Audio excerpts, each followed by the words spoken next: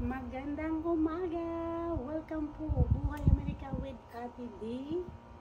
At ngayong araw na po ito ay kababalik lang natin galing ng bakasyon. So ito na, i-update ko na kayo sa aking garden. Tingnan natin ang mga tanim natin, kung ano na ang mga nangyayari sa mga palipaligid dito sa ating garden. Kasi nawala na naman tayo, diba? Laag-laag kasi, yan, laag pa more. Ayan, pero bago po ang lahat, maraming salamat po sa panunood at sana po huwag kalimutan mag-subscribe po at mag-comment. Ayan, subscribe. I-share nyo rin po ang aking video sa inyong social media o sa inyong mga kamag-anak. Ayan, maraming salamat po. Halina, itutur ko na kayo dito sa masukal. Masukal na garden. Ayan, dali na. Ayan po oh. Ito po yung ano, 'di ba, yung mga native na kulitis. Ayan. Nagsilakihan na po sila. Ayan oh. Tingnan niyo po. Talagang masukal na po dito ang garden. Ayan ang patula ko. Ayan, 'di ba namatay sila? Namatay ito eh. Ayan oh. Pero nabuhay sila ngayon kasi medyo okay ang panahon ngayon. Lumamig-lamig ng konti. Mainit pa din. Konti lang. Ayan, tingnan nyo. Nagbubulaklak na ang aking saluyot. Kaya hindi ko napipitasin. Ayan, kasi pabubungahin ko na yan talaga sila. Para marami akong seedlings or seeds pagdating ng susunod na mga season na naman ng pagtanim. So, ito, ano na naman yan, yung talong ko. Kasi gumanda-ganda ang panahon. Ayan, tingnan nyo po. Marami pong bunga. Ayan, oh. Marami siyang bunga. Kaya lang, parang hindi po maganda. Ayan, oh. Pero hayaan mo na. At least, nakapamunga. Di po ba? Tapos po ang okra ko. Ayan. Siyempre, maraming mga gulang-gulang dyan, di ba? Ayan, oh. At ang marami po akong makukuhang seeds dito. Ayan. Kasi di po ba ang daming ano, ayan o, ang daming nagulang nung lumayas ako na napakatagal. Kaya ayan. Pero marami po akong na harvest na dito na mga ginulay ko na, pinamigay ko lang. Tapos ito, ayan o, diba ito ang namatay? Namatay ito nung nung sobrang init. Pero nabuhay po sila. Kaya ito po yun o. Ito. May mga gulang na. Gulang na ba? O pwede pa? O, mukhang pwede pa, no? Pero hayaan ko na. Pagulangin ko na lang yan. Ayan, o. Diba? Ang dami po nilang, ayan, o. Daming gula. Marami pong bunga ngayon. Tapos, ang alugbati ko, hinarbisan ko na yun kanina kasi namigay nga ako, diba? Ayan. O, tingnan niyo po, o. Tapos po, ang malunggay ko, ayan. Nagdahon na. Kasi namatay nga yan eh, diba? Nung grabe ang init. Ayan, nagdahon na po sila. Kaya nakakatuwa naman. Tapos dito, ayan. Dito, ito, ano to? Dahon ng upo na namatay na. Pero may tumubo. Nung gumanda ang panahon, may tumubo siya. Ito. Ayan o, may bunga. Marami nga pala. Ayan o, may bunga. Ano to eh? Tawag dito, cantaloupe. Ayan oh, marami nga pala. Maliliit pa. Pero titingnan natin kung mayroong lalaki dyan. Kasi ito, hindi ko naman tinanim. Talagang sinaboy ko lang ang buto ng cantaloupe dito. Ayan, tingnan mo. Umaakyat siya sa trellis. Ayan, umaakyat siya. Ayan oh. Ito oh, may bunga. Ayan. So, titingnan lang natin kung matutuloy yan kasi 1 or 2 months maglalamig na dito. Lalamig na kasi winter na.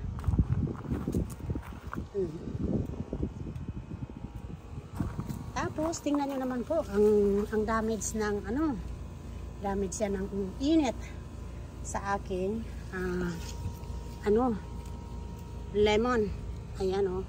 Siguro ito pwede kong pitasin, malambot-lambot pa. Pero ito, grabe na ito. Hindi na ito pwede kasi na-damage na siya ng init. Kaya ito, pipitasin ko siguro. Ayan o. Ayan. So, ayan pong update ng lemon. So, dito naman po, ito po yung Ito po yung pot, raised bed na, kung naalala nyo po, namatay sila nung nagbakasyon ako ng mahaba. Pagdating ko dito, patay sila. So, inayos ko po yung nagtanim ako ng panibago. Kaya ito na po, matataba na ang kamote. Ginugulayan ko na rin yan everyday. Tapos, yung talong na nilipat ko dito, ayan kasi siguro, kailan ba akong nag-update ng hindi ko na maalala. Kasi laag ako ng laag. Pero anyway, nagbubulaklak na siya. Sana matuloy ang bunga. Tapos, dito naman, ayan dito dati yung kamatis ko. Since na namatay yung kamatis, ito ang ipinalit ko pansamantala. Yung kangkong. Ayan, maganda din yung kangkong ko. Ayan, maano siya. Palagi ko din yung ginugulay kasi gulay is life daw talaga. Dito naman tayo. Ito, 'di ba yung tanglad ko na hinarvest ko silang lahat. Ito na 'yon, nagtanim ako ng panibago, maganda na sila ngayon. Dalawang puno. Ayan. Ayan po. Tapos dito naman po, talagang masukal. Kasi tingnan nyo naman po yung saluyot ko. Ayan, hinarbisan ko na yun ng umaga kasi yung kaibigan ko, pupunta siya ng California. So, mayroon akong kaibigan sa California na Vietnamese. Kumakain sila ng mga saluyot. Lahat ng Pilipino na mga gulay na kinakain natin, kumakain din sila. Kaya pinadala ko po. Hinarbisan ko na, hindi ko na binidyohan kasi medyo pa yung kaninang umaga ba. Maaga talaga. Sabi ko, hindi na ako magbibideo. Pero nag-harvest po ako dito. Ayan. Tingnan nyo naman po. Talagang masukal po ngayon dito. Grabe ang aking patula. Kung naalala nyo po, ang patula ay nakasurvive yan sa winter nung last year. No? Nung last year, between December, January, and February this year. Iyan po yung winter dito. Talagang malamig, mamamatay yung mga tanim. Kaya, nakasurvive po sila. At nakasurvive din sila sa init. Ayan, 2 puno lang po yan. Yung isang puno po ay nandito. Ayan, nandyan yung puno niya. Pero grabe po, kasi, diba, kung naalala nyo sa mga previous video, kung mayroon akong dito, pipino, cucumber na hinarvest ko. Tapos tinanggal ko yung mga puno para mamatay sila. So, ang nag-take over po na sa trellis, ito na, ang patula. Ang patula na po hanggang dun.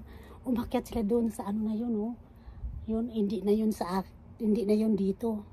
Sa kabilang bahay na. Kaya, siguro pag ako baka bukas, sunod na araw, talagang tatanggalin ko yung pabalik dito. So, kailangan ko ang patula aayusin. Ay, grabe po talaga, paligid. Hanggang dun po sa taas, ayan po. Ayan po, nakikita nyo po yung sa taas. Ayan, maraming bunga po. Kaya, ayun, maraming bulaklak at maraming bunga. Ito, ko lang, close up ko pa sa inyo. May isang malaking bunga na, ayun, Ayan, yan po, tingnan nyo ang bee. Ang bee, pinupulinit niya yung ating patula. Pero ayun na, may malaki na dyan isa. Tapos, ito po, ayan. Maliliit pa po sila. Ayan yung isa. Mayroon pa dito. Ayan, mayroon pa. Tapos, ito. Ayan. At saka, iyon.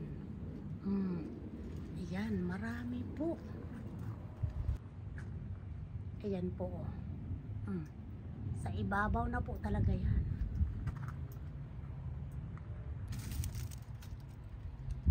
Tapos, ayan, medyo malaki-laki na rin. Siguro mga 2 araw pa.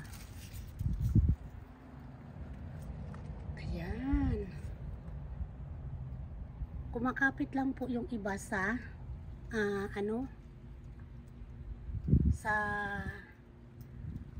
sa fence. Tapos ito.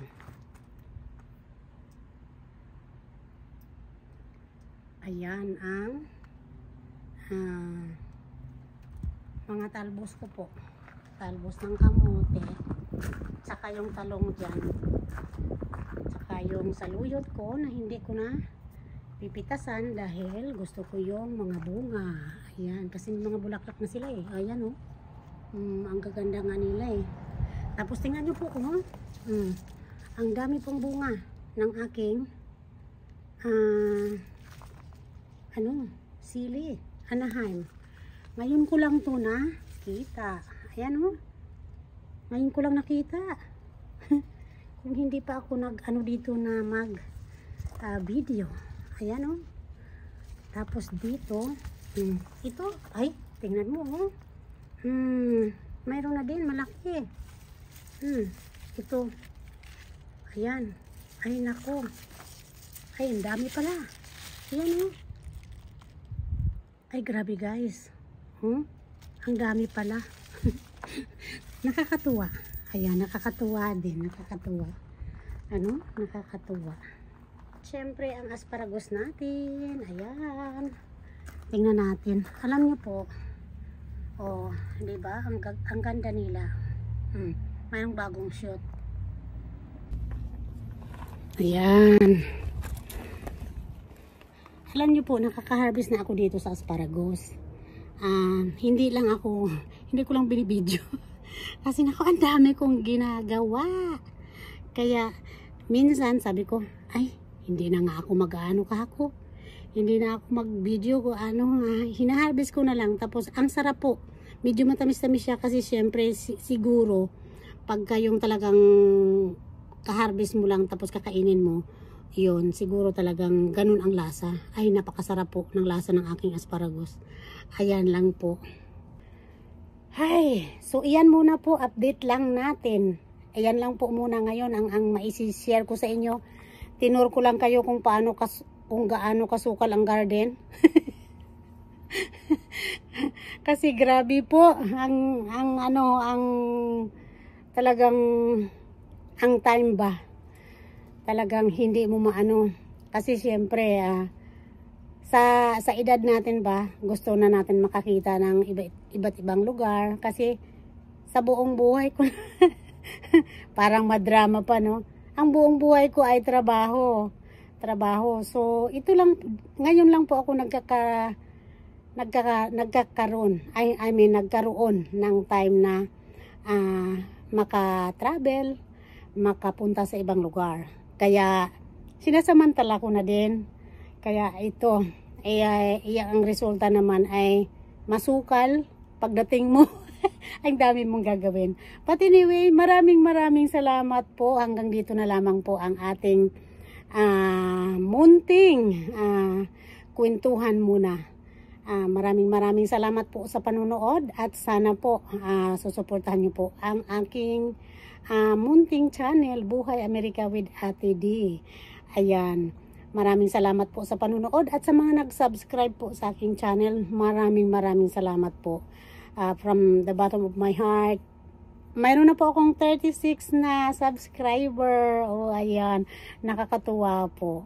Ayan, maraming salamat at magkita-kita po tayo sa susunod ko pang mga episode. Siguro po sa susunod kong episode ay aayusin na natin ito.